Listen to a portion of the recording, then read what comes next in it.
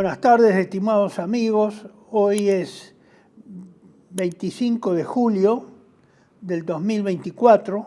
Ustedes van a ver los carteles de anuncio de costumbre con la fecha 24 de julio, pero eso ha sido un error mío, pensando que ayer podría haber estado grabando este video. Como siempre, realizaremos esta actualización de la situación nacional e internacional desde la perspectiva del nacionalismo y la cosmovisión tradicional del catolicismo. Eso es lo que yo me mandero con esas dos cuestiones.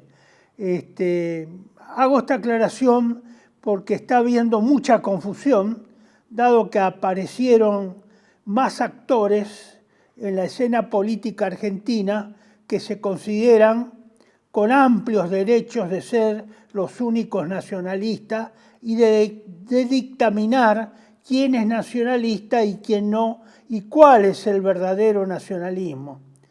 Y los que hemos sido nacionalistas desde hace varias décadas y hemos sufrido las consecuencias con radicales, con peronistas, con subversivos, etcétera, etcétera, no estamos en ese recuento ni nos merecemos ni siquiera que se diga que alguna vez hubo algún sector nacionalista que no fuera peronista, ni radical, ni populista. Y me enorgullece haber servido y haber pienso que hasta que Dios mande, y no debe faltar mucho, voy a seguir bregando por esas ideas que abracé desde la juventud, que las asumí como militar y que terminé aplicándolas como consecuencia de los hechos de Semana Santa, que me valieron, por supuesto, el retiro obligatorio en su momento en el año 1988. Bueno, hice esta aclaración, vuelvo a repetir, porque veo mucha turbulencia alrededor de estas palabras y la dictadura de 2, 3, 4, 5 personajes muy publicitados, a la cual obviamente nosotros no tenemos ni tendremos acceso, porque no existimos para el establishment político argentino. Sí existen esos otros tipos de nacionalistas, esos sí existen para el establishment. Nosotros que no somos nacionalistas populistas, no existimos, somos un estorbo, somos unos extremistas, unos fundamentalistas. Los equilibrados son los otros señores. Bueno, el tema de hoy es, desgraciadamente tuve una mala semana de lo que va de estos días, porque tuve muchas actividades, tuve problemas con cuestiones domésticas, de reparaciones varias en mi casa inesperadas, y anduve a los trotes, más otros compromisos sanitarios que a esta edad no dejan de ocuparme. Y dado que el día lunes, si Dios quiere, tendré que afrontar la segunda operación de cataratas, que requiere también sus preparativos. Pero voy a tratar de desempeñarme lo mejor posible con esta, porque no pude hacer una preparación exhaustiva como siempre lo hago, pero bueno, espero, si no soy claro en esta oportunidad, continuar en el próximo video. Vamos a hablar sobre los acontecimientos internacionales y nacionales que han conmovido al mundo y al país en el transcurso de estos últimos dos semanas, en las cuales no teníamos contacto. Y ustedes tienen acá este listado, esta reseña, el atentado contra Donald Trump, obviamente ocupó todos los titulares y la atención del mundo.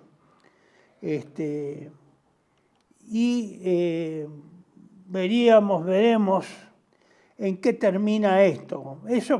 Esto ha conmocionado al mundo por el peso que tiene la oportunidad en que se realiza meses previos a las elecciones norteamericanas presidenciales y las consecuencias que pueden derivarse en esta campaña electoral. Les leo y después entramos tema por tema. En segundo término están las grandes pérdidas ucranianas en la guerra contra Rusia y la eventualidad de una ofensiva rusa de verano que todos los indicios indican que está próxima a ser lanzada ahora que empezó el verano en Europa. La guerra contra Israel contra Hamas y Hezbollah sigue con poca suerte para las fuerzas de defensa israelíes. Se habla también la pretensión de Israel de iniciar también una guerra contra Irán y embarcar en esa guerra a los Estados Unidos. Esta mañana leí una presentación, mejor dicho, observé a través de un video especial que editó el coronel McGregor, que yo los he citado mucho, el coronel retirado norteamericano McGregor, que me parece un hombre muy sensato y de un pensamiento estratégico y político claro, que expuso, me llamó la atención que no lo expuso como es habitual a través de un reportaje, sino una presentación breve de 7 minutos creo que dura, en la cual prácticamente expone un breve programa o una breve proyección política estratégica de los Estados Unidos en este momento tan crítico para la nación norteamericana. Digo que me extrañó porque me parece que tal vez el coronel McGregor, al menos así lo he venido viendo todos estos 2 años de guerra contra Rusia, donde él es creo que el observador y analista más objetivo de un conjunto de analistas que hay en Estados Unidos, lo he visto en una actitud, con una perspectiva, no digo que pueda candidatearse a algún puesto, pero por los comentarios muy numerosos que siempre hacen ocasionan sus intervenciones o sus presentaciones o entrevistas, donde hay normalmente más de 100.000 personas y a veces hasta 300.000 que ven el video y ven el reportaje. Lo he visto en una actitud de un estadista y no de un comentador o de un analista. Pienso que a lo mejor tendrá que ver algo, él que es un conservador, es del Partido Republicano, pero el Partido Republicano nacionalista dentro de los Estados Unidos. No es un conservador liberal, ni tampoco es un conservador globalista. Al contrario, está en la posición opuesta.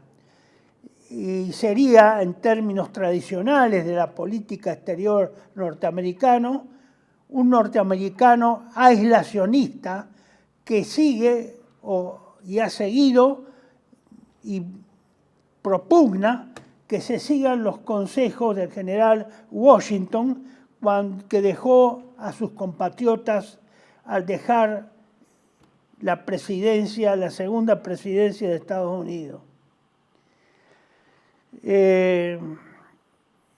Habría que, precisamente, respecto a las relaciones con Israel, habría que preguntarse,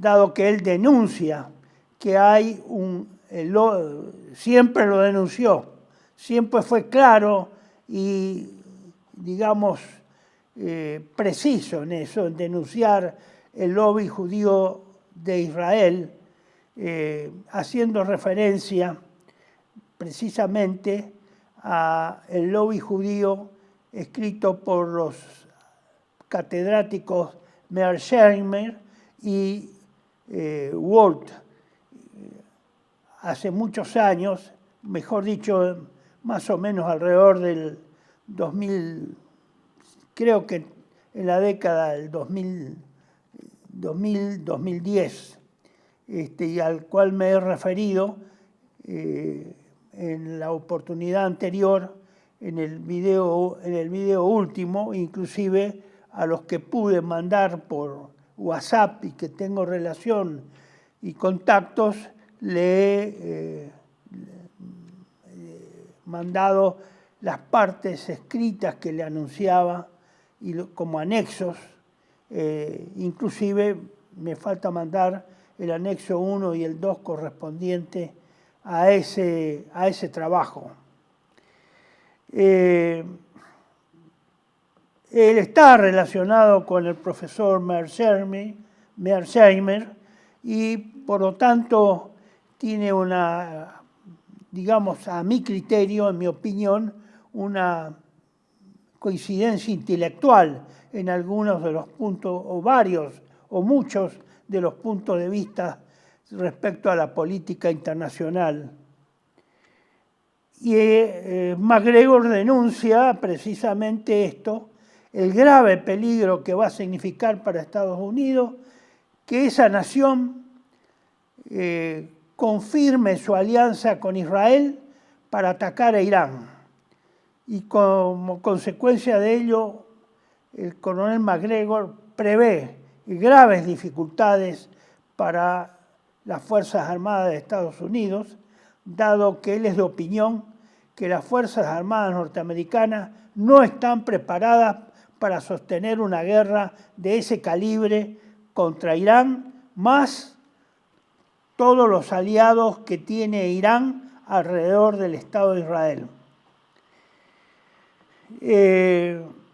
Evidentemente no lo expresa él, no lo dice el coronel MacGregor, pero yo deduzco de toda esta problemática de la guerra de Ucrania más de la guerra en el Medio Oriente, que esto puede conducir a una guerra mundial nuclear, o a la tercera guerra mundial, que no estamos lejos, aunque nadie lo cree, creen que eso es una ficción, que nunca eso va a tener realización.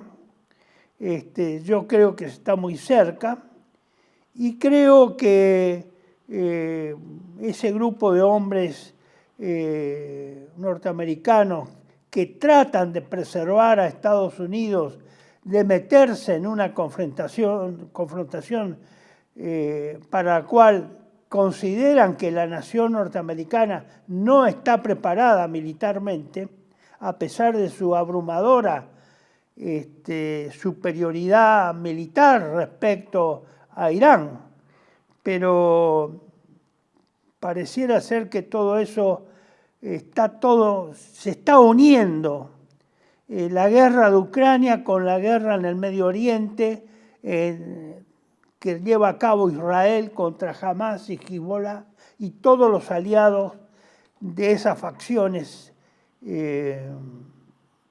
islámicas que rodean al Estado de Israel. La rodean prácticamente, está rodeada por países árabes. Y países árabes que pueden entrar, árabes e islámicos, no todos son árabes, y que pueden entrar en guerra contra Israel en un momento dado y cuando se den las condiciones tal vez de unanimidad respecto a ese problema. El otro punto es la crisis mundial económica financiera que se avisora y que muchos economistas de fustes que ya han acertado en las anteriores crisis precedentes y también que eso va a llevar el fin del dólar.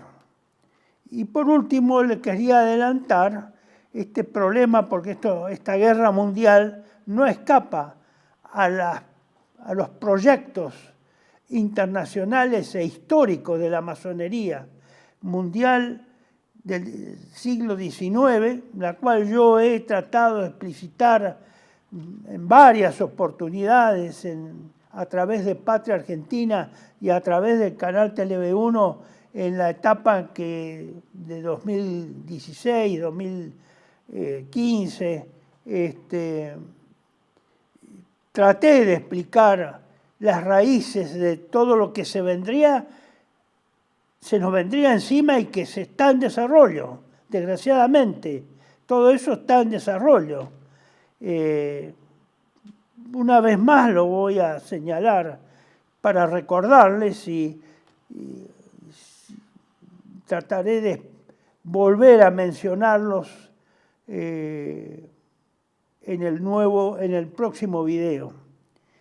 El atentado, empecemos. El atentado contra Trump constituye un atentado. No es un ensayo de atentado, ni fue tampoco, a mi criterio, por los elementos de juicio que se disponen serios, no fue un blef, no fue un autoatentado. Realmente fue un atentado. Habría que discernir si fue un atentado para disuadir o un atentado fallido que debió haber muerto y no pudo o no pudieron o hubo un error o algo pasó que no lo pudieron matar. Estuvieron a 5 milímetros, entre 5 y 5 milímetros, medio centímetro y 1 centímetro de matarlo. Es difícil hacer un experimento de ese tipo con tanta precisión como para elegir una oreja y no que eso entre en la cabeza del blanco. Descreo absolutamente de que eso haya sido un blef preparatorio y propagandístico para las elecciones. Descreo totalmente. No creo, por más audaz que sea, que nadie se preste a ese tipo de experimentos. No creo. El margen es muy chico, demasiado estrecho el margen. No creo que se haya prestado voluntariamente a hacerlo de Guillermo Tell.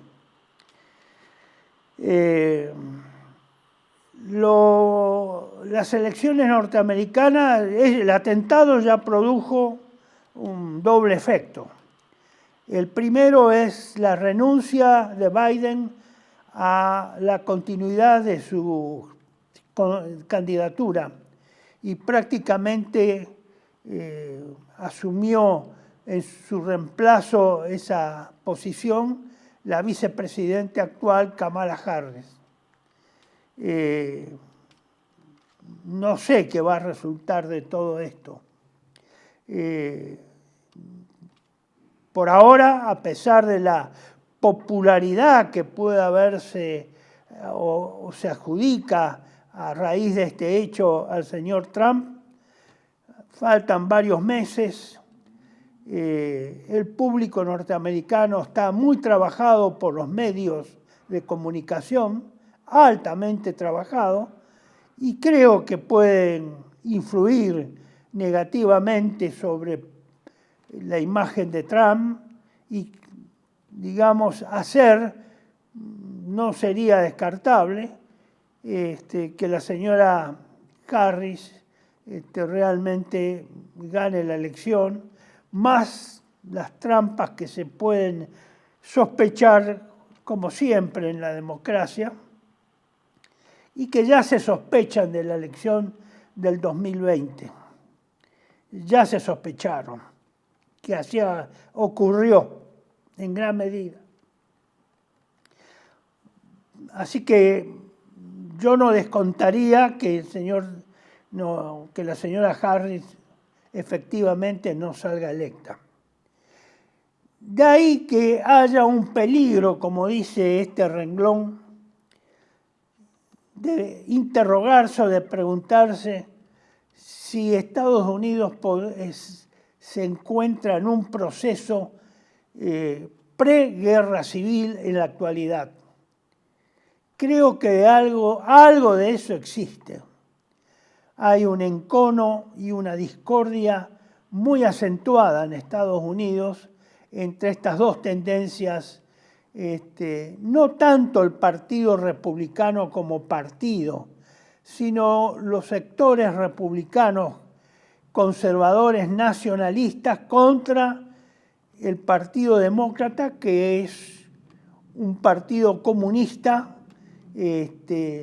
bajo el aspecto democrático de la democracia occidental. Probablemente el Partido Demócrata en su faz modernista, progresista, contraria a la civilización tan mentada, la civilización occidental, y tan alabada entre los políticos de la derecha argentina, entre comillas, es lo más comunista que pudo haber. Inclusive me parece que ha llegado a un grado de marxismo peor que el Partido Comunista Ruso en 1991, cuando se disolvió la Unión Soviética. Se dicen cosas peores y se hacen cosas peores en Estados Unidos que en esa Rusia de 1991. Sin embargo, acá siguen batiendo el parche del comunismo y del anticomunismo. Pero más peligroso que el Partido Comunista Ruso de 1991, cuando se disuelve la Unión Soviética, me parece que hoy es superado por la ideología supuestamente democrática del Partido Demócrata, de sus, por lo menos de sus cuadros, de los cuadros que controlan el Partido Demócrata. Yo creo que eso no se entiende acá en la Argentina. No se entiende. Pero bueno, gran parte no lo quieren entender. Hay una negativa a entenderlo. Y siguen batiendo el parche, como siempre digo, con el anticomunismo. Y el anticomunismo se terminó en 1991. Y lo han restaurado a raíz del avance de que es profeso, no por accidente ni por que Rusia le dio oportunidad de hacer este avance sobre el este, que verbalmente se prometió no hacer, y públicamente se prometió que la OTAN no iba a avanzar hacia el este. Bueno, parece que eso se olvidó. Los medios de comunicación han repiqueteado con esa propaganda, han vuelto a convencer de que eso es una realidad y hoy estamos con esa amenaza, famosa amenaza comunista. Cuando dentro de los Estados Unidos el Partido demócrata, es más comunista, a mi entender, que el que existió en la Unión Soviética hasta 1991, o por lo menos en 1991. La guerra entre Ucrania y Rusia, o de Rusia y Ucrania, está marchando con grandes novedades todos los días y el avance incesante de las fuerzas rusas en esa guerra de desgaste, que es una guerra, un tipo de guerra, un modelo de guerra no conocido por la estrategia occidental, no desarrollado, no practicado y no preparado por los ejércitos occidentales. Occidente se ha preparado siempre para la guerra decisiva, para la batalla decisiva, las guerras rápidas de corta duración y la batalla con batalla decisiva. Es decir, no una guerra de desgaste, duradera, lenta, aparentemente pesada, pero que al contrario de las otras guerras, las guerras tipo occidental, la batalla decisiva, con grandes bajas. En principio tiene grandes bajas para ambos, pero los más cuidadosos en evitar las bajas ha sido Rusia, porque sabe cuáles son las bajas y que las ha sufrido en la Segunda Guerra Mundial, de 27 millones de muertos en su guerra contra Alemania. Por tanto, esta guerra de desgaste está destinada por los estrategas rusos en causar las mayores pérdidas. Es lo que se llama una batalla de aniquilamiento, digamos, insistentemente, y aniquilamiento en el sentido de destrucción y poner en situación de incapacidad física total al enemigo, tanto en lo que hace a pérdidas humanas como a pérdidas en materiales de guerra y en infraestructura. Ucrania está destruida. Su material de guerra está semidestruido, le queda poca cosa. Algunos autores dicen que Ucrania construyó 2 ejércitos, que 2 ejércitos han sido eliminados en esta guerra desde febrero del 2022. Es decir, el equivalente a 2 ejércitos. Tuvo que rehacer y hacer 2 ejércitos, y 2 ejércitos fueron derrotados y aniquilados. Ahora este es el tercer ejército, los restos del tercer ejército. Es muy lamentable que se haya llegado a esta situación por parte de Ucrania, promesa tras promesa de sus aliados occidentales. Lamentablemente es un pueblo que está devastado. Es probable que su población, la mitad de la población que tenía en el 2022, haya salido de su territorio. Está devastada Ucrania. Está quebrada materialmente. La reconstrucción de eso, vaya a saber quién y cuándo se la hace. Por eso nunca, como no me dediqué a estudiar las características y los, digamos, aspectos y rasgos psicológicos del pueblo ucraniano, no puedo opinar, pero me resulta muy difícil de comprender desde a los pocos meses, ¿qué meses? A los pocos días de iniciada la operación rusa en territorio ucraniano, cuando oía insistentemente esa frase que sonaba como un latiguillo: muy heroico, pero muy incomprensible, hasta el último ucraniano. Nunca llegué a entender eso, no lo puedo entender hoy. Han devastado su población. El reclutamiento que se realiza es un reclutamiento de carne de cañón.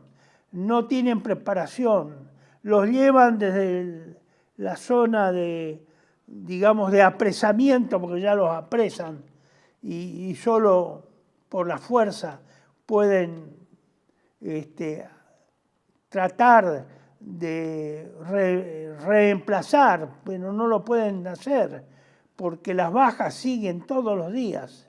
Entonces no pueden reemplazar definitivamente, no pueden volver a ser el ejército que fueron, porque no les dan aliento, no les dan tiempo, y no tienen preparación. Y es probable que sea cierto que el promedio de vida de un recluta que lo toman en una calle de cualquiera de las ciudades ucranianas, lo llevan al frente y en ese periodo de 10, 15 días está en una trinchera, sea de 7 días. Y que en un periodo de 7 a 10 días mueren. No dan abasto, no pueden efectuar los reemplazos.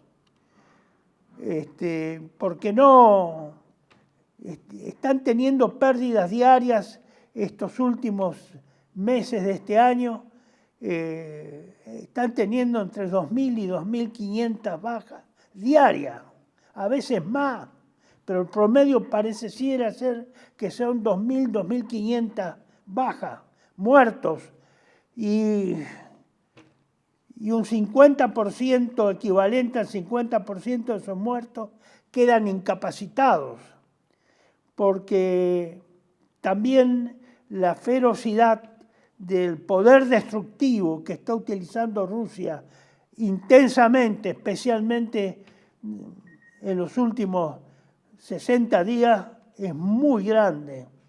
Y los que se salvan y salen íntegros son excepciones. Y los que normalmente se salvan quedan con heridas e inutilizados prácticamente en forma permanente. Es muy triste eso. El número de lisiados que va a quedar es muy grande, muy grande. En una guerra donde a todas luces está visto que no pueden ganar. Es imposible que Ucrania pueda ganar a esta altura del partido. Los mandos militares ucranianos se deben haber dado cuenta de eso. Y deben saberlo. No sé por qué no encuentran la vuelta para dar por terminado y tratar de salvar lo poco que queda de Ucrania. Es lamentable, pero bueno, las cosas son así y parece ser que esa sentencia hasta el último ucraniano va a ser una realidad y es probable que el pueblo ucraniano, especialmente todos los que fueron llamados a las armas, queden devastados,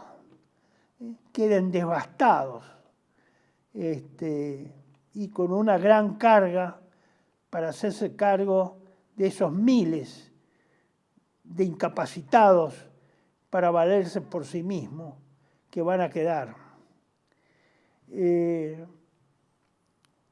Respecto a la guerra de Israel contra Hamas y Hezbollah, los israelíes no han obtenido los resultados esperados ni en el frente con Hamas ni en el frente con Hezbollah. Son dos frentes donde han perdido mucho material de guerra, han perdido muchas vidas humanas que ellos nunca estuvieron acostumbrados a tener muchas bajas y menos muchos heridos graves, que también van a quedar muy incapacitados y no logran doblegar a las tropas de Hamás. No logran doblegarlo. Eso no fue un picnic, no fue un paseo como pensaban que en 15 días eso quedaba terminado. Los bombardeos sobre la población civil realmente son un genocidio, pero a pesar de eso no lograron que jamás desistiera, que los palestinos desistieran de la guerra. Acá tenemos otra obstinación. Gaza fue absolutamente arrasada. Si se ve una fotografía panorámica de Gaza y se la compara con la de Dresden en la Segunda Guerra Mundial, no hay mucha diferencia. Fue arrasada Gaza y con ella la población civil que está sufriendo intensas, digamos, privaciones de habitación, de refugio, de alimentos, de medicamentos, etcétera, etcétera, etcétera. Es realmente la población ha enfrentado la guerra como si hubieran sido personal militar activo. La guerra contra Irán, si se va a una guerra contra Irán, eso va a costar, digamos, nadie sabe, todos saben que pierden. Pero bueno, ahora hay algunos que creen que van a perder menos y que por lo tanto piensan que es conveniente correr el riesgo. Y eso especialmente dentro del bando occidental. Creo que va a ser una gran tragedia para la humanidad si llega a consumarse esta guerra nuclear mundial. Todo está encaminado y preparado para que sea desatada. Falta el hecho desencadenante. No necesitan más preparativo. Falta el hecho desencadenante. Nadie puede decir que va a salir airoso, triunfante, o que le va a quedar un resto. Nadie lo puede decir. Bueno, no se puede abundar en esto cuando existe un desconocimiento total sobre las consecuencias de lo que será realmente una guerra nuclear mundial. Va a ser una tragedia para la humanidad, una tragedia que no tiene antecedentes excepto los grandes cataclismos geológicos o el gran cataclismo de la tragedia de Noé, hace miles de años. Veremos a ver de los que sobrevivan qué pueden decir después a sus descendientes y en qué condiciones van a sobrevivir y si es que pueden sobrevivir aún habiendo terminado las hostilidades. Nadie puede tirar a suerte esa situación. Creo que es una grave irresponsabilidad por parte de todos el haber llegado a esta situación. Creo que Occidente, por lo que noto, por lo que observo, por lo que se lee, busca que eso ocurra. No sé qué reaseguros tiene, porque deben ser muy secretos, o qué armas desconocidas podría usar. He sabido que Rusia también tiene armas desconocidas, cuyos efectos no se saben, o por lo menos no son públicos. Pero bueno, pidamos a Dios para que eso no ocurra, porque puede ser también el fin. El fin. Y todo esto tiene que ver con el fin de los tiempos, de los que yo les he venido hablando constantemente en todos los videos. Es probable que pueda ser que antes de que esa guerra nuclear mundial se desate, haya un colapso económico-financiero mundial. Y dentro de ese colapso financiero mundial esté como centro, objetivo central, el fin del dólar como moneda de cambio internacional, como moneda de reserva y de pagos internacionales. El fin del reinado del dólar. Creo que eso puede ocurrir. Claro, lo normal sería que ocurra en el medio de la guerra o como consecuencia de la guerra nuclear, que lo que uno se imagina en una cronología de hechos.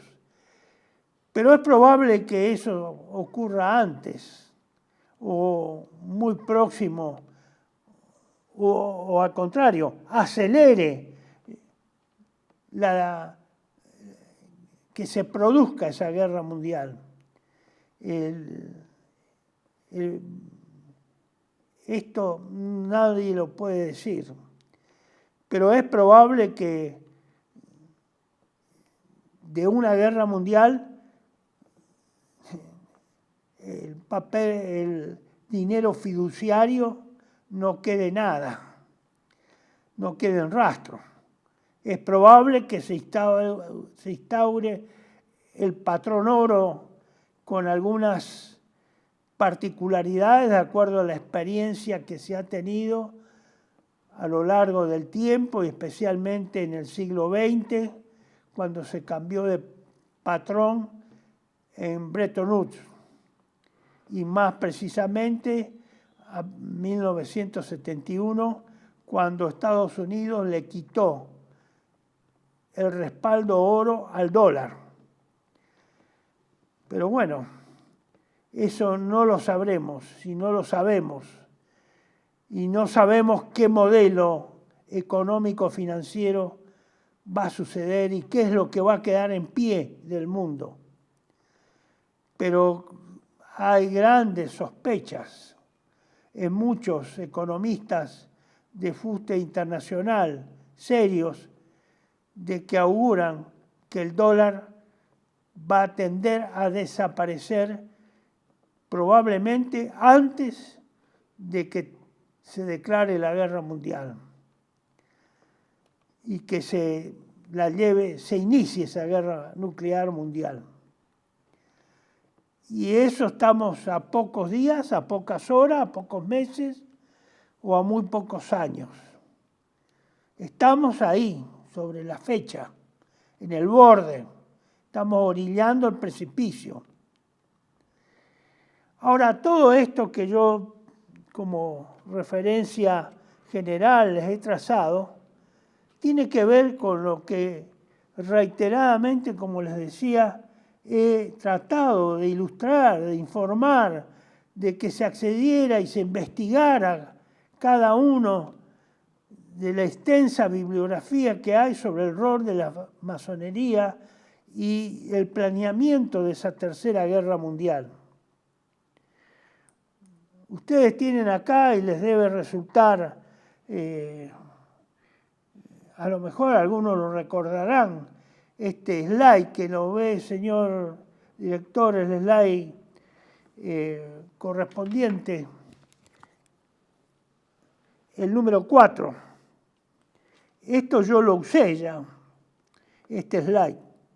Ahí ustedes tienen los símbolos de la masonería y los dos jefes de la masonería mundiales. Uno es el que está en el medio, es el general Albert Pike, un general confederado, un general del la Guerra Civil Norteamericana sureño, gran jefe de la masonería norteamericana, y en el extremo derecho, al costado derecho, lo tenemos a Mazzini, que es el jefe, fue el jefe en ese momento de la masonería europea, al cual hay que agregar, porque los prolegómenos intervino en ese planeamiento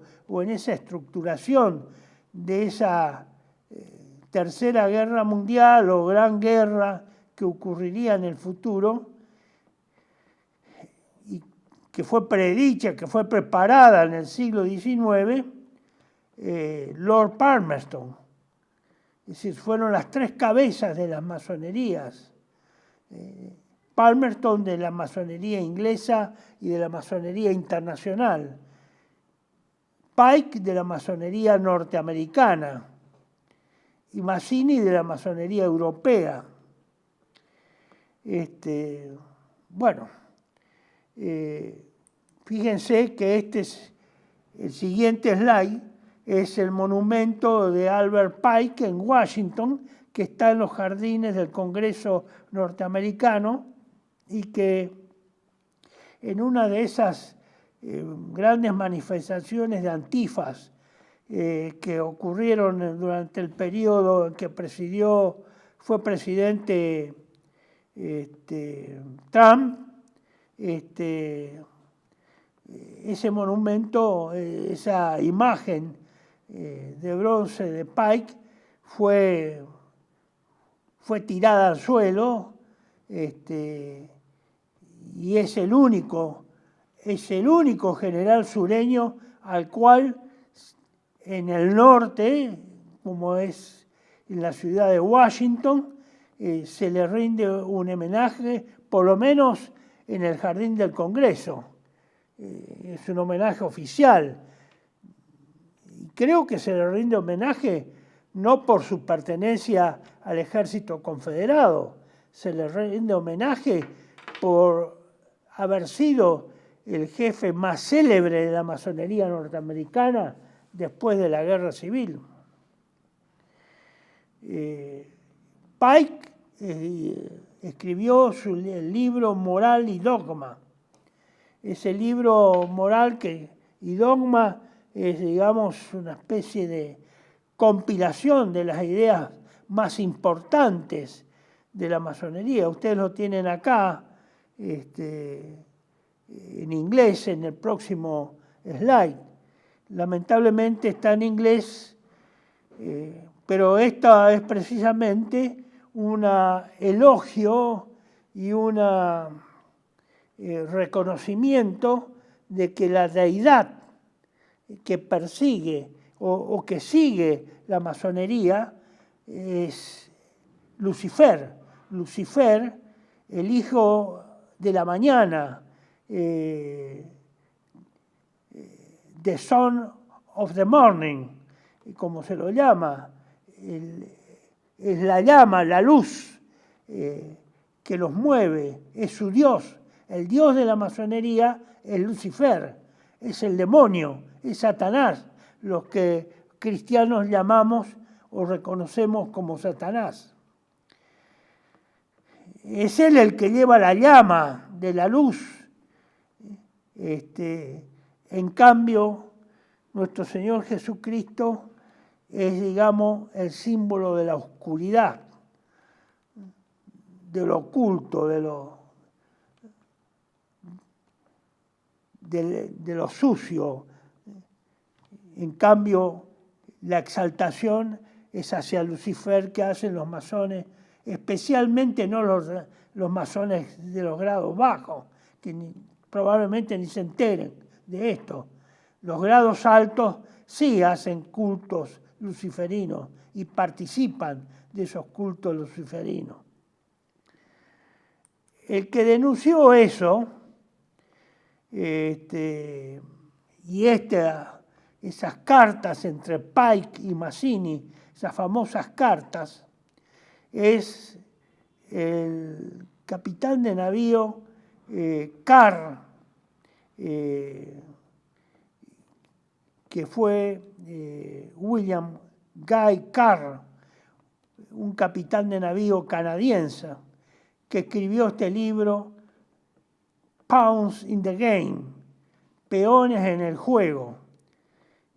Y tenemos la tapa de ese libro, que el padre Castellani en su momento dedicó un artículo para explicar, hizo una síntesis del libro en castellano, que es la única referencia que yo conseguí en castellano.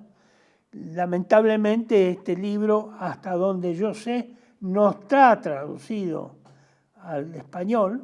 Es un misterio por qué no ha sido traducido al español. Y donde ahí se pone de relieve toda esta intriga secreta que tiene la masonería internacional y que sostiene y que alimenta, y que uno de esos, que los acompañó en estas revelaciones fue el cardenal Caro y Rodríguez de Santiago de Chile, quien escribió La revelación del misterio de la masonería. Es un gran libro que debería ser consultado por todos, y un gran esfuerzo que hizo el cardenal chileno, donde muchos de estos misterios de la masonería y de estos hechos que después se revelan en las cartas entre Pike y Mazzini, que yo me propongo que sean motivo de explicación en el próximo video. Con esto le quiero hacer retornar a la época de hace años, y que más o menos durante el 2000, la época de la pandemia, he tratado de volver a reeditar esas cosas en el formato electrónico de Patria Argentina, pero parece que el apabullante ruido de los intereses de la masonería y de sus orquestas, que son los medios de comunicación, están absolutamente bajo su control, y evidentemente esto ha sido apagado, y lamentablemente la Iglesia no ha tenido ni la fe ni la capacidad combativa como para atacar y develar y hacer conocer a los católicos este tema. No han tenido la vocación, ni quisieron hacerlo, ni la voluntad de lucha. Se han dejado avanzar. Hoy ya es tarde, ya estamos tarde. Lo importante es conocer que lo que va a pasar no fue pensado hace 2 años, 3 años o 5 años. Eso fue meditado, pensado, armado, y hemos sido conducidos a través de esta organización internacional de la masonería. TLV1 se complace en anunciar que estará transmitiendo en su canal TLV1 Clips valiosos programas emitidos antes de la censura sufrida. El lienzo prohibido, el revés del derecho, combates por nuestra historia, disenso, historias de Malvinas, entre otros que podrán encontrar en este enlace.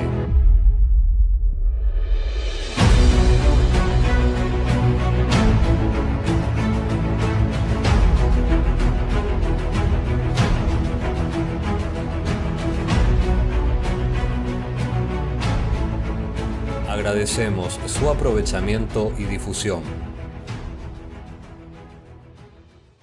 Bienvenidos a CEPA, Centro de Estudios del Pensamiento Americano.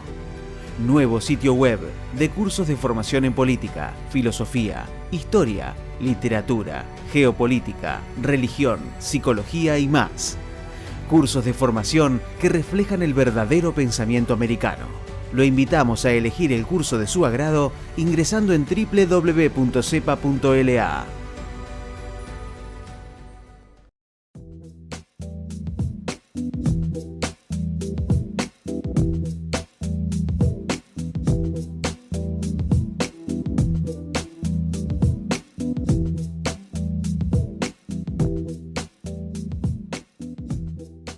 Decir siempre la verdad primero tiene un precio. Dependemos de tu ayuda. TLV1, toda la verdad primero.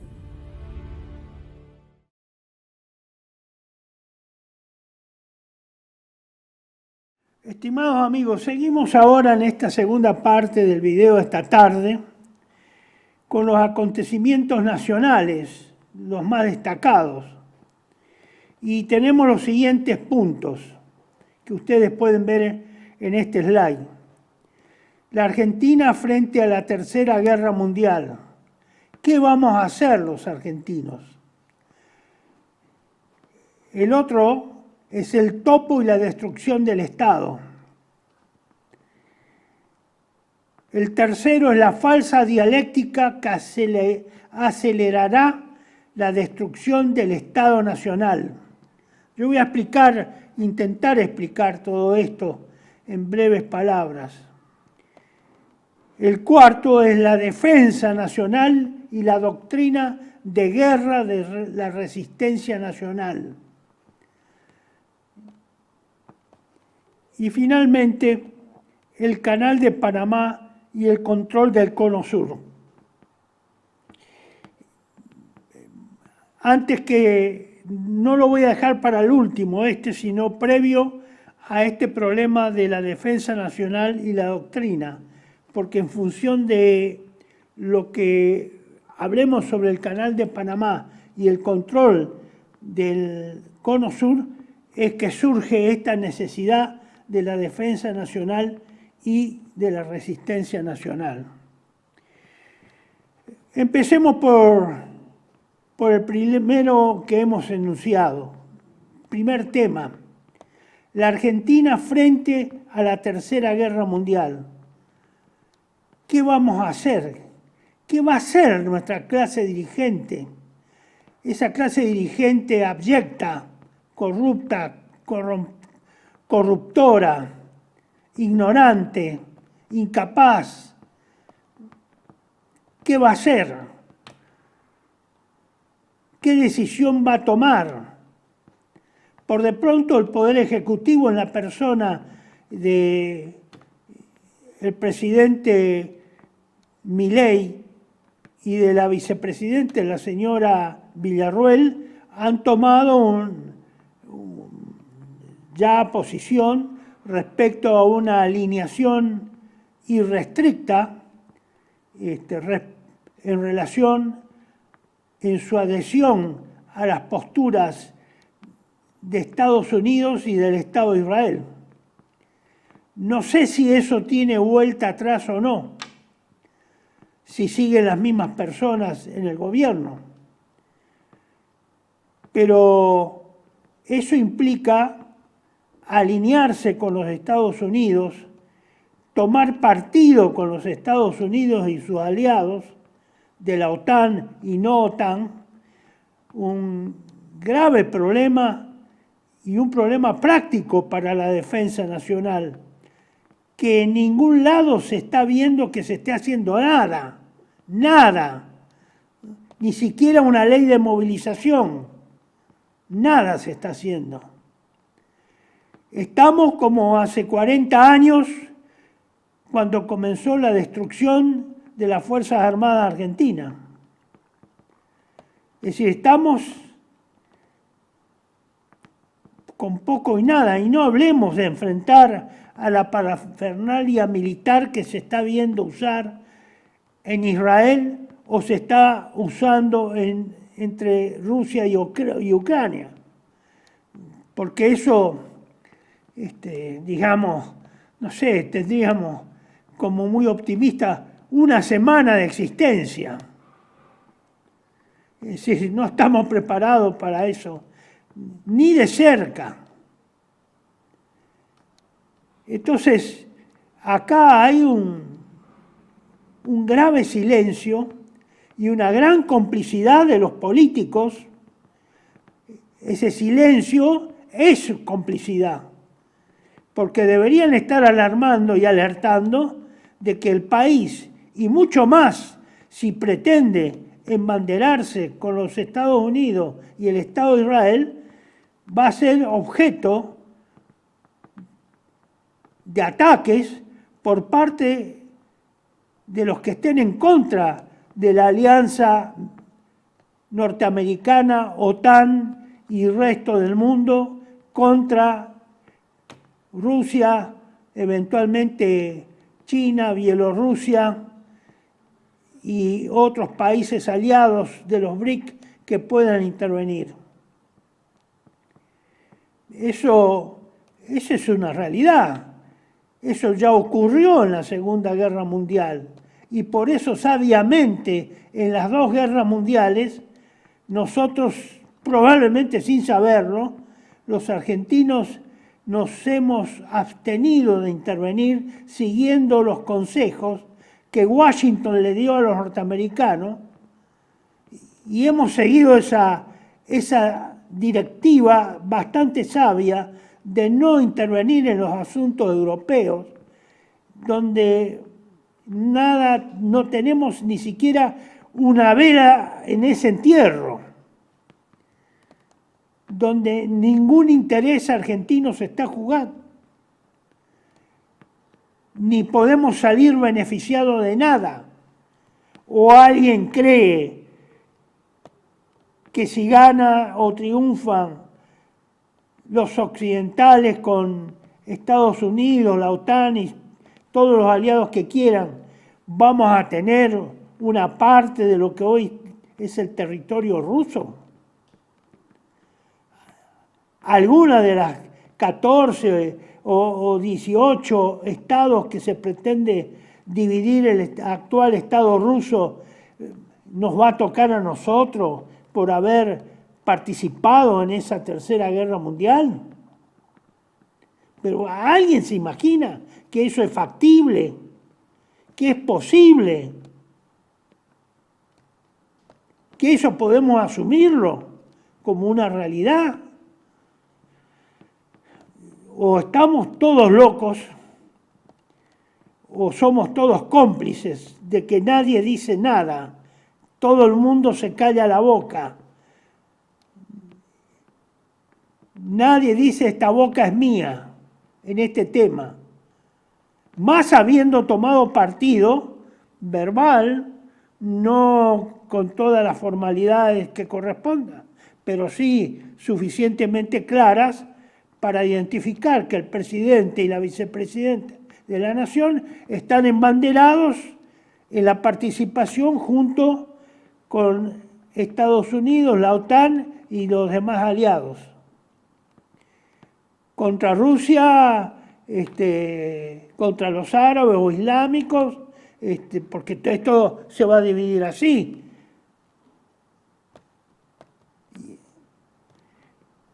Yo creo que la irresponsabilidad de los políticos argentinos, de la atroz clase dirigente que nos ha tocado, que nos presida, no digo que nos gobierne, porque no nos gobierna, son secretarios, son mandantes de otros poderes, que nos preside formalmente, es lo peor que ha tenido la historia argentina. Acá hay otro problema. El señor presidente se manifestó claramente en una entrevista con una periodista norteamericana en inglés y traducida al castellano y facilitada por todos los medios de comunicación televisivos argentinos y radiales, que él se consideraba un topo en la tarea de destruir el Estado, dado que él odia al Estado, odia la existencia del Estado. Yo les dije y les comenté, y ustedes lo pueden ir a consultar, el primer video después de la asunción del señor Milei a la presidencia yo les manifesté mi opinión de que era inaceptable que un presidente de la nación argentina se expresara contra el Estado argentino en la forma en que lo hacía, y lo hizo inclusive después de tomar posesión del cargo. Es inaceptable que diga que él busca la destrucción del Estado. Es irracional, inaceptable, no puede ser aceptado. Va contra la ley natural, va contra la ley de la gravedad eso. Entonces, ahí estamos en un dilema. ¿Cómo?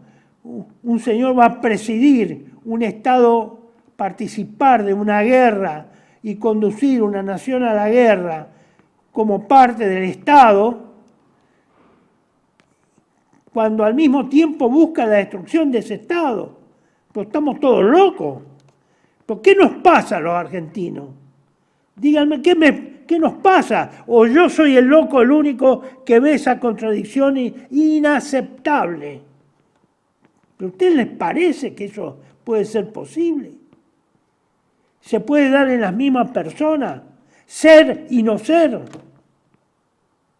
Es una contradicción que viola los principios elementales de la lógica, el principio de no contradicción.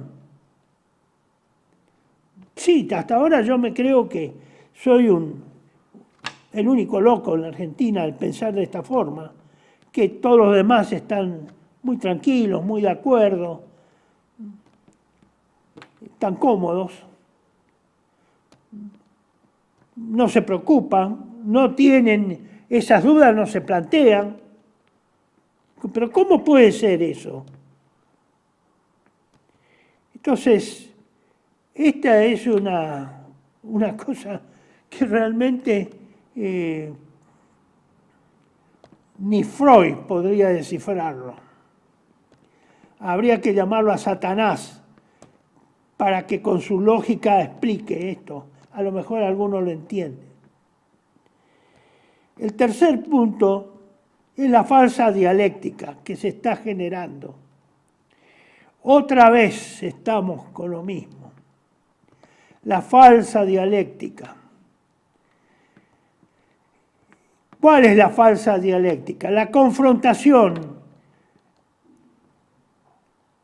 generada en los 70, la grieta de los 70, entre la violación y el supuesto genocidio que los militares causaron en la guerra contra la subversión, y los santos señores de la justicia social y de los más excelsos valores de la democracia, que sufrieron los efectos de esa persecución y de ese exterminio masivo por parte de los militares.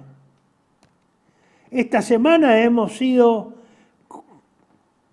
otra vez sorprendidos con una escenificación, con la visita a un penal de diputados, de esto, de lo otro, que fueron a visitar a criminales, condenados a perpetua, genocida. La palabra genocidio de nuevo ha vuelto a la vida.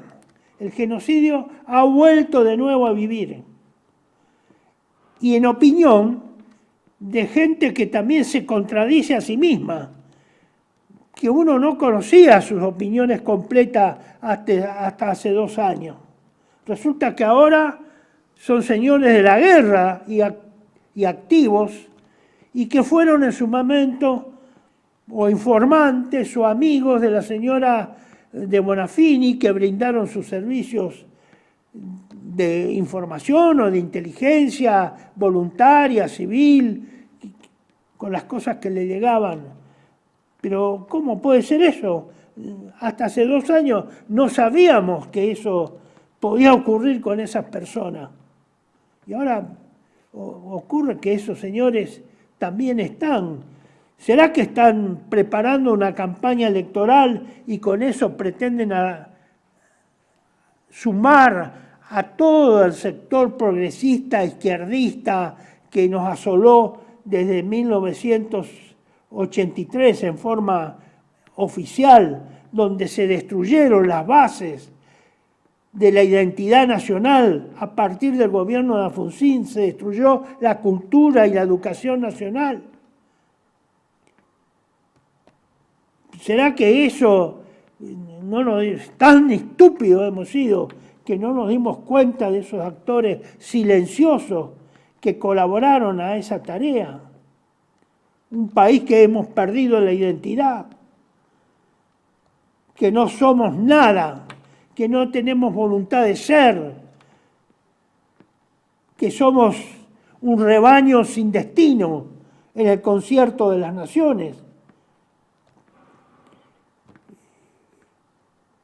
Esa falsa dialéctica, en una situación próxima o altamente probable de una guerra mundial nuclear, que puede ocurrir o no puede ocurrir, pero por la duda hay que pensar lo peor que va a ocurrir.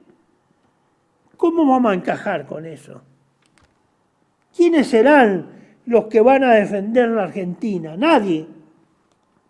Con ese criterio, nadie. Es como lo pensó Martínez Zuviría, el célebre Hugo Guas, en sus novelas Juana Tabor y 666. Los anarcomarxistas. No los llamaba comunistas en su novela de ficción, que rondaba alrededor de entre 1984 y 1987. Que cuando fue invadida la Argentina y se denunció la preparación de la invasión en una alianza que la ficción Hugo Guas la establece entre los ingleses y los chilenos, salieron a protestar contra esa guerra. No querían ir a ninguna guerra. La masa de la población, en su imaginación, él veía que los argentinos no querían, que había solo un puñado de gente que estaba detrás de hacer frente a esa invasión. El resto, la masa, esa anarcos, los indios, los anarcomarxistas, sería un equivalente a anarcomarxista, anarconihilista, que es más específico que marxista, nihilista, que es peor que marxista. Esos no van a la guerra. No, que no se hable de ir a la guerra. El país ha entrado en un alto grado de confusión y de contradicción con la historia que nos han enseñado y con la historia de cada uno de nosotros, menos las últimas 4 generaciones o 5, desde 1983 en adelante, que se destruyó la educación y la cultura nacional, donde no hay un hilo conductor que nos identifique, porque se ha perdido. Esas 4 generaciones, bueno, puede ser que esas 4 generaciones, que deben tener hoy 40, 45 años, que esos no conecten con nada. Tal como lo imaginó que iba a ocurrir Hugo Guas, que gran parte de lo que él anunció en esa profecía laica que anunció, y que el ejército y la Fuerza Armada iban a ser destruidas, que no se iba a cantar el himno, que no iba a haber desfile, hasta el desfile fue motivo de problema. Bueno, esto, señores, nos debe hacer pensar. Yo les recomiendo que lean esas 2 novelas. Hagan el esfuerzo de leer, por favor. Es una ficción, es una novela, escrita en 1941, sobre hechos que ocurrirían en un futuro fijado en ese lapso de 1980 que recién les indiqué, donde el Estado Nacional está destruido. Y él describe cómo va a estar el Estado Nacional. Y no había cañones, no había ejército, no había tropa, no había munición. Claro, él hace coincidir eso con un gran cataclismo, digno del fin de los tiempos que hemos estado hablando. Un gran cataclismo. Pero los chilenos llegarían hasta Córdoba y bombardearían con su artillería la ciudad de Córdoba, en su imaginación, ¿no? Bueno, esto como es una especie de invitación a que los argentinos que me escuchan, que por favor hagan un esfuerzo de situarse en dónde están, dónde estamos cada uno. Porque los hechos que hemos mencionado, ojalá que no ocurran, ojalá que no existan, ojalá que haya paz mundial, que triunfe el amor sobre el odio. Pero hay alguien que pueda estar pensando hoy que eso hoy es posible, que hay antecedentes, que hay hechos que llevan a ese amor, a esa fraternidad universal, a esa amistad entre los pueblos, o hay al contrario, se está haciendo una guerra cada vez más cruel, más silenciosa, más destructiva, y se está creando la enemistad entre los pueblos. Y acá entramos en algo concreto. En el video anterior yo hice mención a que si el Canal de Panamá, en esa guerra, en el hipotético supuesto acto de que, o hecho histórico que realmente ocurra esa guerra mundial, yo afirmé como supuesto de que uno de los blancos que iban a ser destruidos, así de bulto, de importancia estratégica, iba a ser obviamente el Canal de Panamá.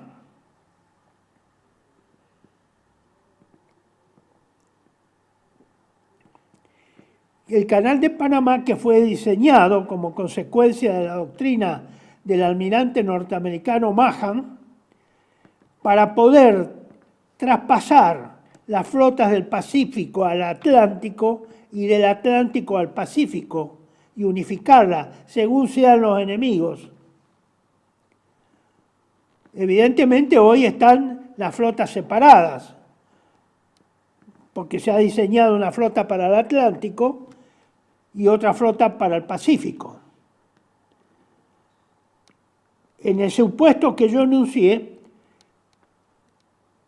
en la ficción que yo veía, pensé que eso podría ser blanco de un bombardeo que destruyera o impidiera el funcionamiento del Canal de Panamá, con lo cual, estimados amigos, las flotas norteamericanas no podrían transitar ni hacia el Atlántico ni hacia el Pacífico, que se mantendrían separadas y que por lo tanto la vía de comunicación entre el Océano Pacífico y Atlántico estaría en el cono sur, en el estrecho, en el canal de Beagle, famoso canal de Beagle, en el estrecho de Magallanes o al sur de Tierra, bien al sur de Tierra del Fuego.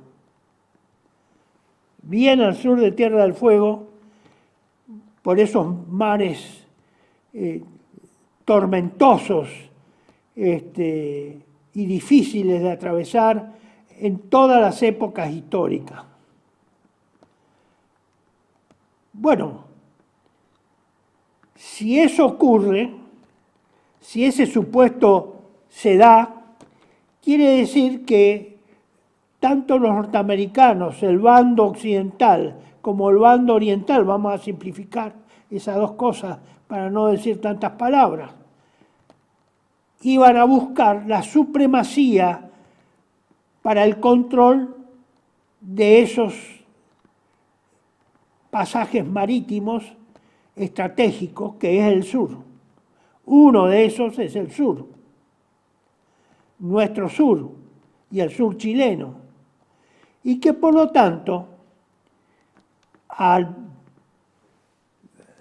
cualquier estratega militar que planee su campaña en ese teatro de operaciones, lo primero que haría, tratándose, ya lo está haciendo, Estados Unidos ya lo hizo, ya instaló, sin que nadie nos pregunte a nadie, sin aprobación del Congreso, una base argentina norteamericana en Ushuaia.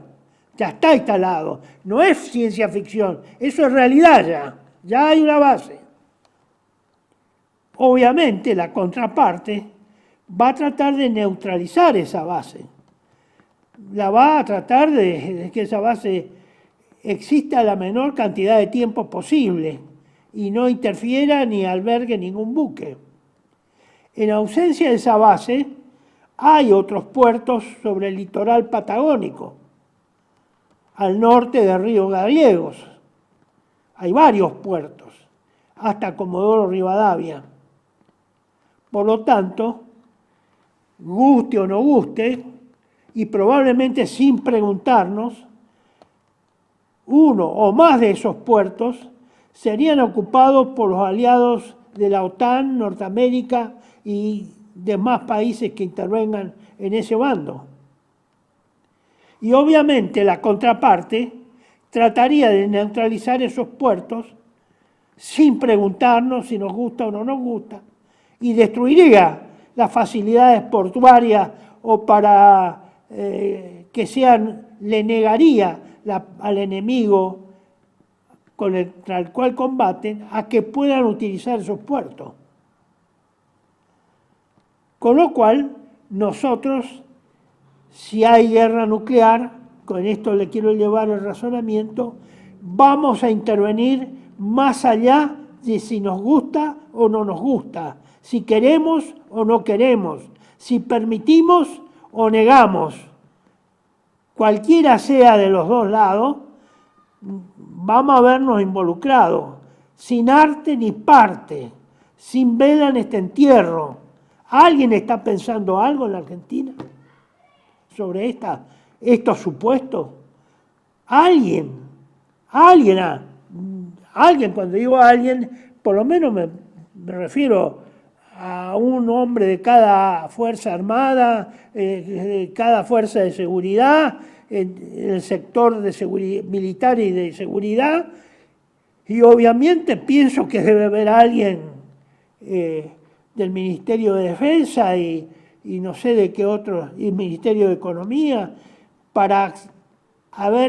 y del Ministerio de Relaciones Exteriores. Ante eso, ¿qué actitud vamos a tener nosotros? ¿Qué vamos a hacer? ¿Vamos a ser neutrales? Si somos neutrales, ¿vamos a impedir que unos u otros traten de usar nuestros puertos? Nosotros impediríamos que sean usados por los ingleses, norteamericanos y sus aliados, y impediríamos que sean utilizados por los rusos y sus aliados chinos o los que haya en América del Sur. ¿Alguien está pensando algo? ¿Alguien está tomando previsiones? ¿Cómo lo impediríamos? ¿Con qué fuerza lo impediríamos? ¿Con qué instrumento militar? El instrumento militar que hoy tiene la Argentina, que en parte desfiló ahí en el 9 de julio. Ahora, ¿eso funciona? ¿Se ha comprobado si eso está funcionando? ¿Si tiene los repuestos? ¿Si hay la munición necesaria? ¿Para cuántos tiros de cañón diario tenemos? De los de 155 o 105 milímetros de la artillería. Si no los tenemos, ¿alguien está pensando en que hay que poner la fábrica militar a funcionar que aún así que trabajen las 24 horas, no vamos a fabricar, nuestra capacidad no es tan grande porque no somos una potencia industrial. ¿De dónde vamos a sacar la artillería esa? La munición de artillería, que es la más visible, la más pesada, porque la munición de fusiles, ametralladoras y morteros, bueno, se puede hacer y disimular en lugares de uso civil, tal vez, o en el medio de un campo, no sé, porque eso hay que preverlo. No la vamos a dejar donde están, porque de hecho, como se está viendo, todo lo que se ve se destruye en la guerra del 2024. Todo lo que es visto por un dron, por satélite, por aviones, todo se destruye, todo hay capacidad para destruir. ¿Qué vamos a enfrentar con los tanques, con nuestros blindados? ¿A quiénes vamos a enfrentar? ¿A los ejércitos de la NATO? ¿A los rusos? ¿Con qué vamos a enfrentar? ¿Son aptos para enfrentar? ¿Estamos en aptitud? ¿Tenemos el sistema preparado para que eso funcione? ¿Con qué artillería antiaérea contamos? Bueno, no le quiero hacer todas estas cosas técnicas, inquietudes, ni asustar a nadie. Pero tengo la sensación, señores, discúlpenme, que de eso no hay ni noticias, ni siquiera han tenido un sueño. Están en babia, están para lo que mande el patrón de turno, probablemente. Entonces, ¿cómo vamos a enfrentar una situación tan difícil, tan incierta, tan irresuelta hoy? Porque eso se debería estar preparando hoy para asegurar nuestra neutralidad si vamos a ser neutrales, o para asegurar nuestra belicosidad si vamos a participar activamente en favor de uno u otro bando. ¿Cómo vamos a ignorar eso? ¿Cómo no, los militares no van a planear previamente? Y si no se hace nada, si se está inerme, si no se previó nada, el día que pase eso, bueno, la única opción es rendirse y dejar que ocupen. Esa es la realidad. Discúlpenme que sea crudo. Entregarnos. ¿De qué sirvió el ejemplo de las invasiones inglesas?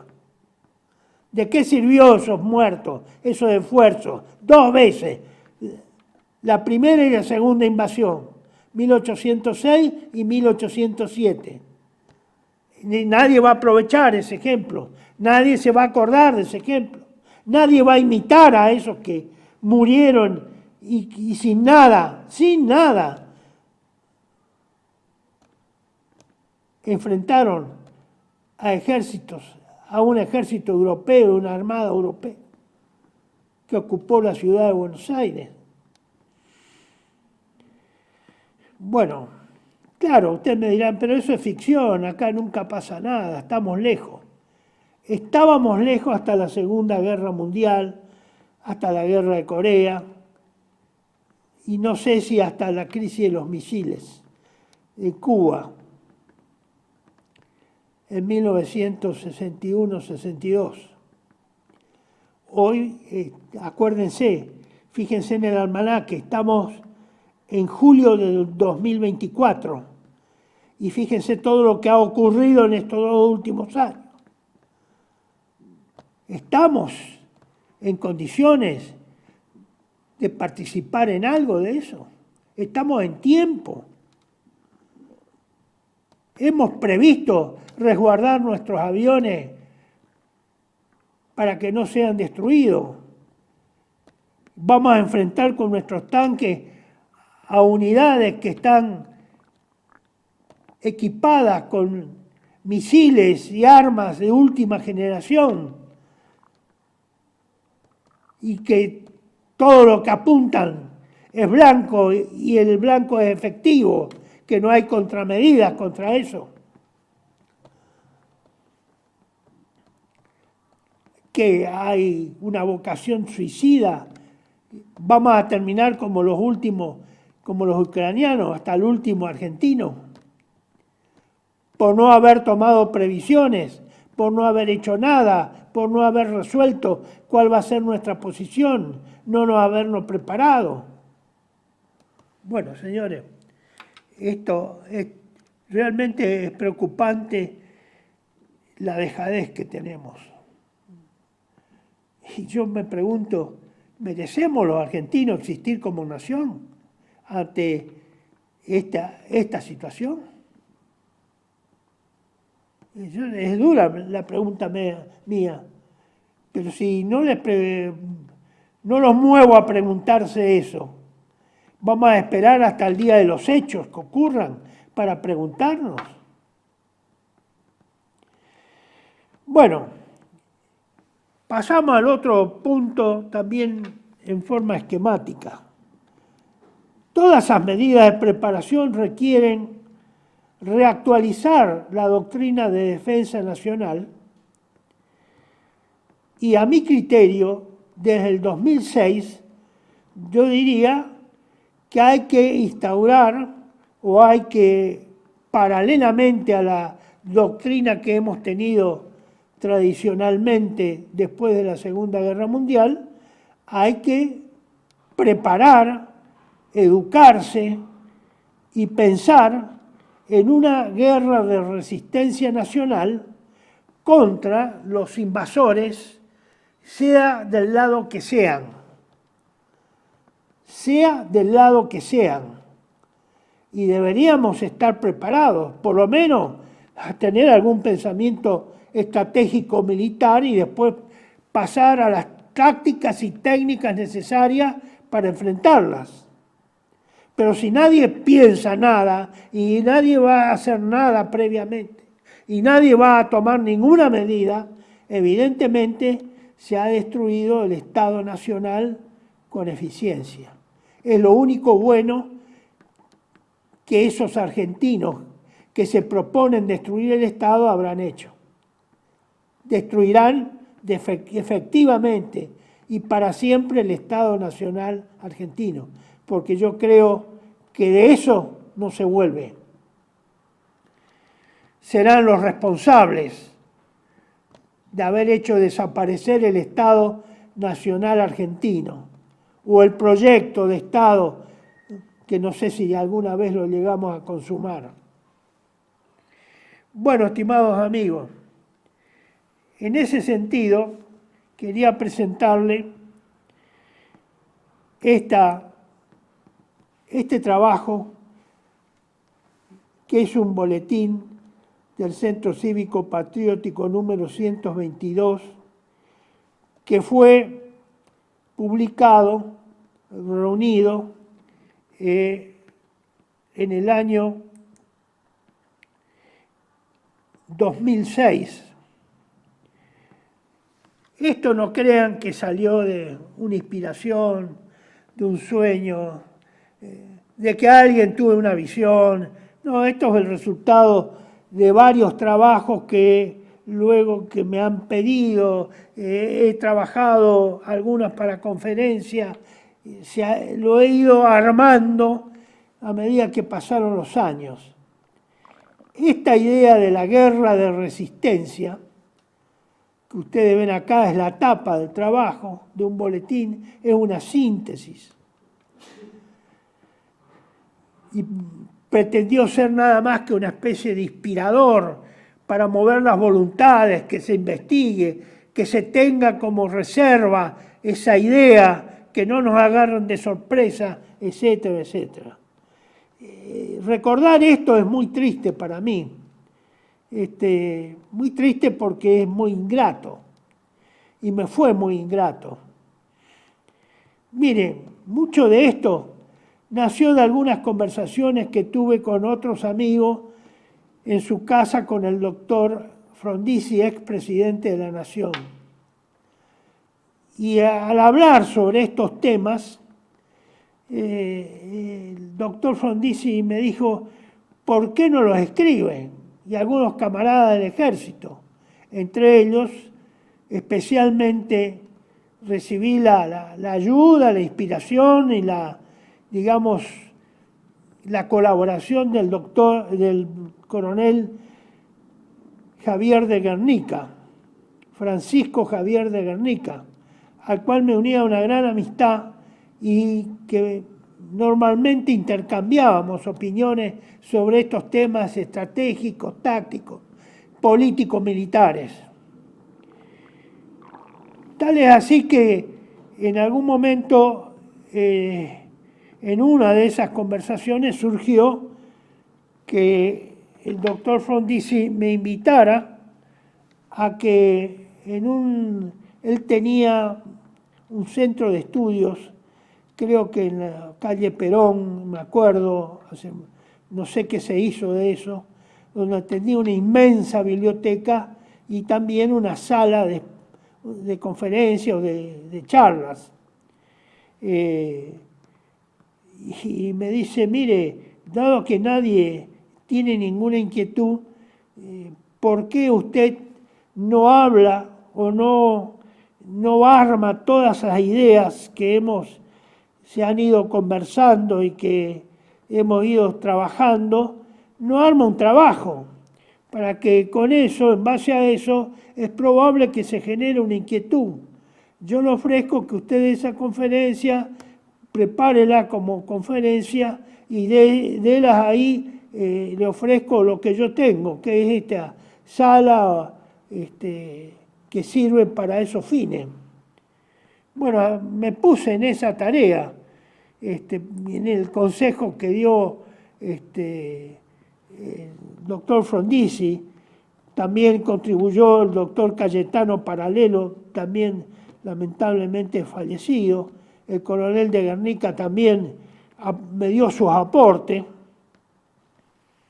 y a quienes siempre voy a estar agradecido por todos esos esfuerzos que han hecho con la idea de iluminar, de dar una luz que podía ser objetada, sí, perfectamente, pero que era necesario considerarla, prepararse, instrumentarla. Esas conferencias se dieron el 19 y el 26 de noviembre de 1991. Fíjese la cantidad de años que hace ya más de 30 años que se dieron en el Centro de Estudios Nacionales, como se llamaba el local ese en Perón 2373. Y fueron dos conferencias. Uno fue la soberanía política como fundamento de la defensa nacional y de la función histórica y política de las Fuerzas Armadas de la Nación. Y otra fue la reactualización de la teoría de la guerra de resistencia nacional como alternativa frente a la indefensión. Y en esos años, efectivamente, el ejército, las Fuerzas Armadas, y siguen en un estado de indefensión. No es que se corrigió, no es que eso se mejoró. Hubo una ilusión de que eso se iba a mejorar, pero no pasó de ser una ilusión. Bueno, efectivamente las di. En ese momento el núcleo ideológico dominante era el dúo Menem-Cavallo, obviamente que estaban en las antípodas de todo este pensamiento. Ellos estaban adheridos férreamente al occidentalismo atlántico de la OTAN, Estados Unidos y todo lo que eso significaba, que en ese momento, justo en 1991, había desaparecido de la estructura militar y geopolítica como una potencia importante de la Unión Soviética, y estaban en pleno proceso de desintegración y de desestructuración de su orden político-ideológico. En el peor momento se encontraba. Y acá estaba el sueño de que pertenecíamos al primer mundo y que éramos un aliado honorario, aliado extra OTAN. Y donde muchos estaban convencidos. Y como se participaba en las misiones de las Naciones Unidas, en Yugoslavia, la antigua Yugoslavia, en la guerra de los Balcanes, en esto, aquello, había una especie de euforia atlantista, pro-atlantista. Bueno, las cosas, obviamente esto no produjo ningún efecto ni ningún despertar en ningún sector, al menos yo no lo conocí. En el año 2001, en pleno desarrollo del colapso económico-financiero que concluyó el 21 de diciembre del 2001, con el derrocamiento del presidente de la Rúa,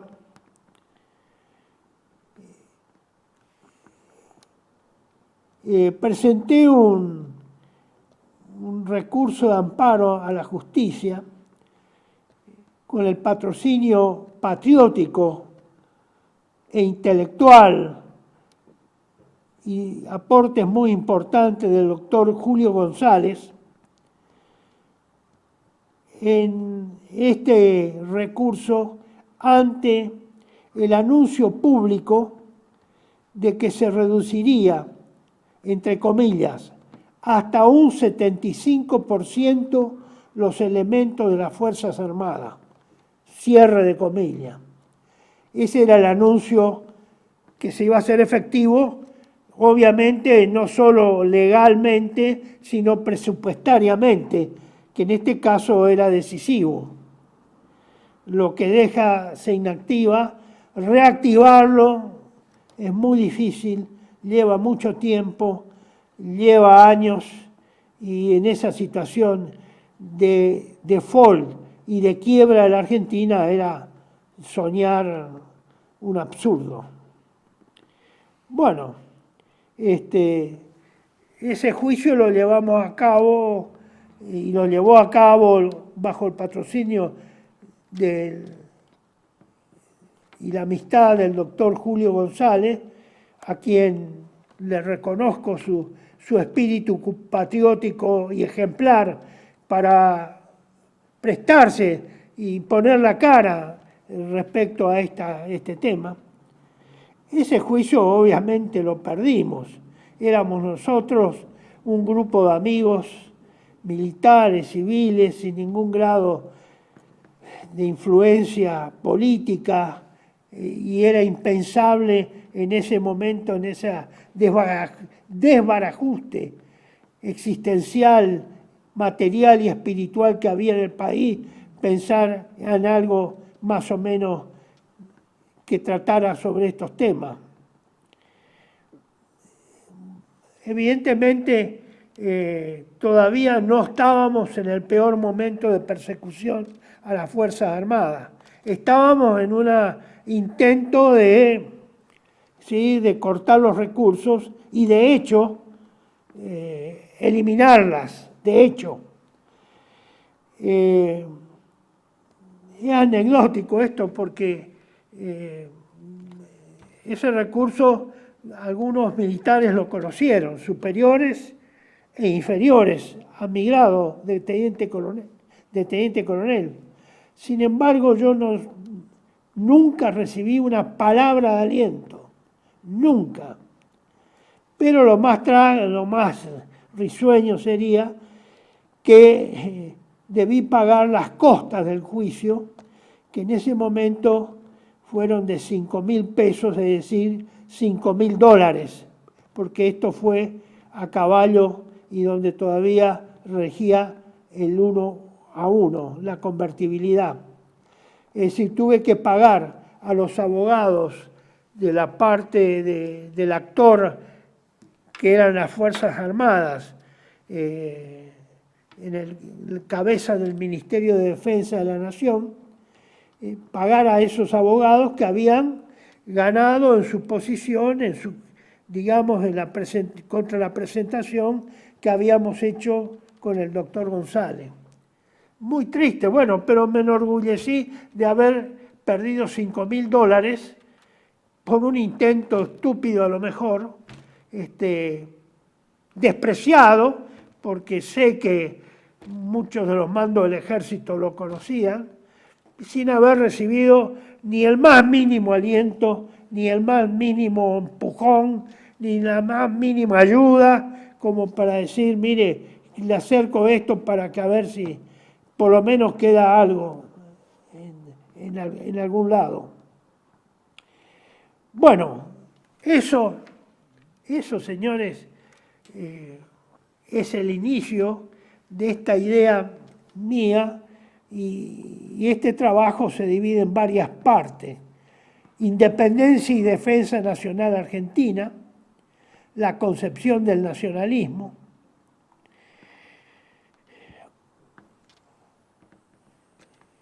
Después se subdivide en varios puntos, no voy a entrar en todos esos puntos. Voy a ver si consigo a alguien que pueda subir esto y se pueda acceder y bajar libremente a estos textos. No tiene sentido a esta altura del partido hacer una inversión en libros o para editarlo gráficamente, porque no hay patriotas para que solventen este gasto. El trabajo lleva 16 páginas.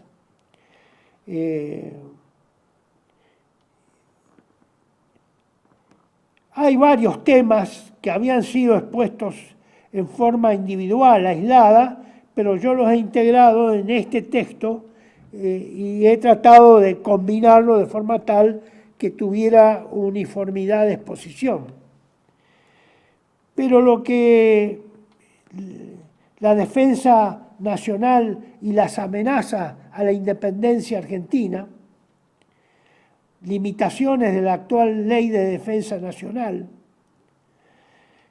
establecía ahí los 6 niveles de agresión y especialmente creo que por primera vez se trató en términos de defensa nacional de la agresión ontológica y definí qué era la agresión ontológica,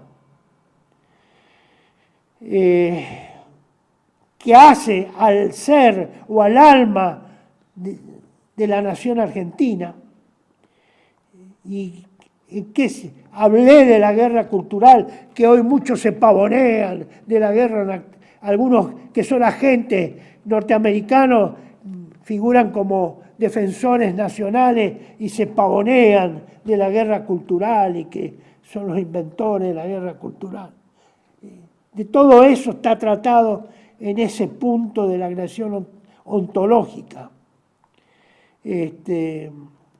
Desgraciadamente, tampoco el nivel económico, el nivel ecológico, de la agresión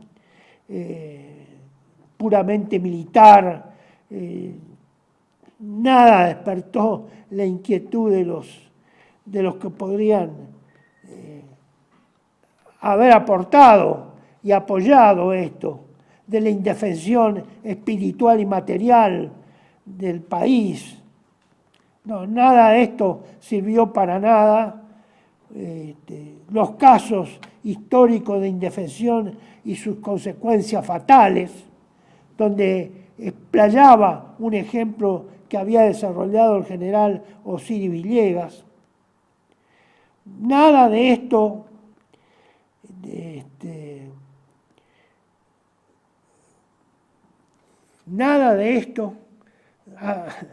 tocó el alma de los que eran mis camaradas y de que eran mis compatriotas. Quedé totalmente, eso quedó totalmente encapsulado sin que nadie se enterara, por supuesto, salvo alguna publicación reducida, estrictamente nacionalista, o de algunos amigos que lo hacían. Está ahí el desarrollo también parcial de las presentaciones fundamentales del juicio, ¿no? Y la tercera parte es la guerra de resistencia nacional. Teoría y doctrina de la guerra convencional actualmente vigente y opuesto, no opuesto, sino complementariamente a eso, el desarrollo de un esquema de doctrina de la guerra de resistencia nacional, para lo cual, por supuesto, accedía a la que es considero la bibliografía más clásica que hay sobre esta, que es la Guerra del Pueblo de Clausewitz. Es una obra muy poca conocida por los militares de cualquier fuerza de la Argentina. Es decir, porque había que desvirtuar acá que esta nuevo tipo o nueva forma de hacer la guerra, que no era nueva, era vieja, porque Clausewitz se inspiró en la resistencia a la invasión napoleónica en España. Clausewitz, ante ese hecho histórico, escribe este libro, La Guerra del Pueblo. Pero tampoco eso los conmovió ni a los más intelectuales de los militares. Sería bueno que alguno de estos días lo explique, especialmente si no consigo que esto sea levantado en algún blog, así como está, y que obviamente pudiera ser bajado por los que tengan interés. Yo aclaraba, hay un recuadro casi al final, que la guerra de resistencia nacional no es una apelación a la sedición, sino la posibilidad del ejercicio del derecho natural a la resistencia, en la forma y con los medios legítimos que la prudencia y el bien común lo indiquen, es decir, la aplicación del derecho natural a la resistencia contra la tiranía, el orden injusto y la desintegración nacional. Y el último párrafo me encargué de poner en negrita un recuadro con la siguiente sentencia. El factor decisivo en cualquier guerra, pero particularmente en esta guerra de resistencia nacional, que implica grandes sacrificios humanos. Inserté esta frase como última frase. El factor decisivo es el hombre. El factor decisivo es el hombre argentino y no las cosas. Vuelvo a repetir, y con esto cierro esta intervención que se ha hecho larga. El factor decisivo es el hombre argentino y no las cosas. Así que, estimados amigos, evidentemente, si ustedes ven la bibliografía, los liberales se caen de espanto, especialmente los que se llaman libertarios o estos anarcocapitalistas o anarco-libertarios o anarconihilistas, porque la denominación precisa es anarconihilista. Darle otra connotación sería obsequiarle una categoría que no tienen. Así que bueno, este fue mi aporte, es mi aporte, lo resucito ahora porque veo venir las cosas y veo un silencio tan profundo, tan estruendoso el silencio, que realmente me desespera saber que nadie tiene o está pensando en la posibilidad de que esto pudiera ocurrir y sin que se tomen las medidas preventivas y prioritarias para adoptar una actitud distinta para enfrentar esas amenazas que nos pueden venir de cualquiera de los lados. No estoy hablando ni a favor de uno ni de otro, de cualquiera de los lados. Sin preguntarnos, sin buscar nuestra quiesencia, pero discúlpenme que sea escéptico. Soy muy escéptico, dado el estado de cosas del país. No creo que nadie se objete nada. No creo que nadie objete nada. Creo que todos aceptarán pasivamente la dominación que se nos imponga. Bueno, muchas gracias, estimados amigos. Espero no haberlos incomodado con algunas de mis apreciaciones y siempre recurramos a Dios nuestro Señor y a la protección de la Virgen María Inmaculada para obrar y actuar siempre con Dios, nunca apartado de Dios, o lejos de Dios, o desprendido de Dios, o negando a Dios. Dios es nuestro protector. Dios es el que va a darnos la llama para esa resistencia. Él es el que va, en última instancia, es el factor decisivo. Si hay alguna reacción, de esa reacción y eventualmente de ese triunfo, porque va a ser un triunfo de Dios, no de los hombres. Tenemos que imitar y volver al ejemplo de Gideón en los Antiguos Testamentos. Acuérdense, Gideón, búsquenlo. Dios va a ser el actor, no los hombres. Dios es el que va, con pocos probablemente, va a hacer la hazaña de triunfar sobre enemigos superiores y aparentemente hoy invencibles. Muchísimas gracias.